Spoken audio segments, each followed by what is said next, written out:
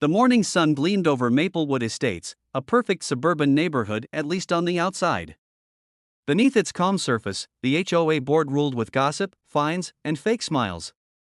Jack Turner, a calm, polite man in his early 40s, had recently moved in after years of federal work. To most, he seemed like a quiet bachelor who liked order and peace. Only he knew the truth, he wasn't just any man.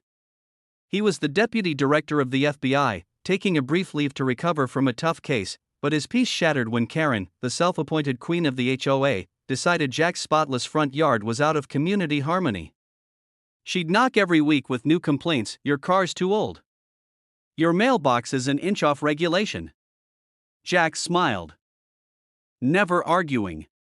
Yet something about his calmness made her furious. She needed control. That's when she crossed the line.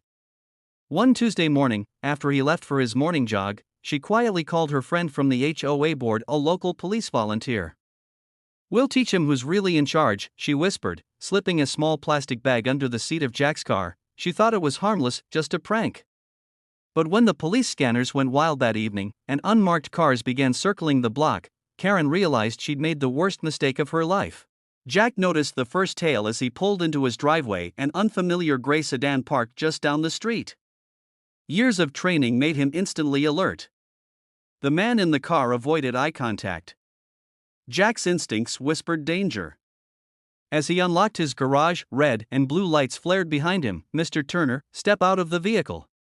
An officer barked. Calmly, Jack raised his hands. "What's this about?" he asked. "We have reason to believe there are illegal substances in your car." Jack didn't flinch. "Search it," he said, voice steady. Minutes later, the officer held up a small plastic bag. Karen stood nearby, pretending to be shocked, hand over her mouth. Neighbors whispered. Jack looked directly at her, and she froze.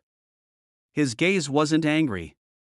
It was knowing. "Sir, you're under arrest," the officer began.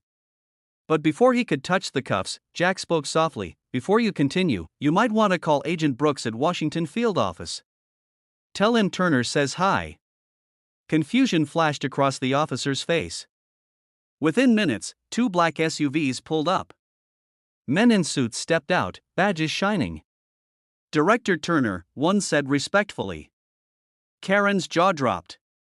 The crowd fell silent. Jack simply said, "Let's finish this properly." Within the hour, the neighborhood transformed into a crime scene. Karen tried to slip away, but an agent stopped her. "Ma'am, we'll need to ask you a few questions." Her confidence evaporated. The other HOA board members peeked through blinds, whispering. Jack stayed calm, watching from his porch as officers photographed his car. "Sir," an agent said, "the fingerprints on the bag don't match yours. We're running analysis." Jack nodded. "Focus on the HOA footage. There's a security cam near the clubhouse." Karen overheard and panicked. She'd forgotten the cameras. Sweat glistened on her forehead as she tried to laugh it off. "It was just a misunderstanding," she stammered. That evening, the agents left, and quiet returned except for the stares. Every neighbor now knew Jack wasn't an ordinary man. But Jack wasn't after revenge. He wanted something better: justice. In silence, the next day, Karen received a knock. 2 agents stood at her door. "Mrs. Wilson," one said, "we have video footage." "Care to explain?" Her legs weakened. "It was a joke. I didn't mean any harm." Jack arrived moments later, calm as ever. "You planted evidence in a federal officer's car," he said quietly. "Do you understand what that means?" Karen burst into tears. "Please. I didn't know who you were." "That's the point," Jack replied. "You shouldn't need to know who someone is to treat them right." His words hit harder than any punishment. Karen's reputation collapsed overnight. The HOA held an emergency meeting, not to defend her, but to save themselves. Jack attended, silent as accusations flew. Finally, he stood up. "This neighborhood can still recover," he said.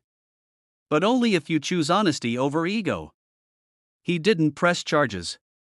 Instead, he filed an internal report through the Bureau, ensuring every corrupt HOA practice was audited.